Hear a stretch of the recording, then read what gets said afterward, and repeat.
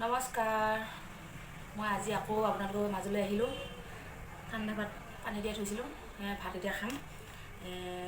বনাই লৈছোঁ কিবা কিবি, আপোনালোকে চাই থাকিব ভিডিঅ'টো আৰু লাইক কমেণ্ট শ্বেয়াৰ ছাবস্ক্ৰাইব কৰিব।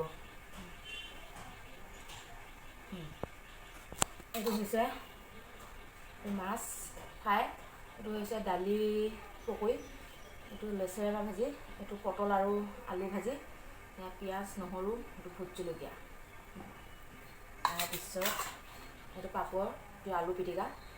আলু পিটিকাটো লাগে ঠাণ্ডা ভাতৰ লগত। মই এতিয়া খাম ভাত, খাই থাকক।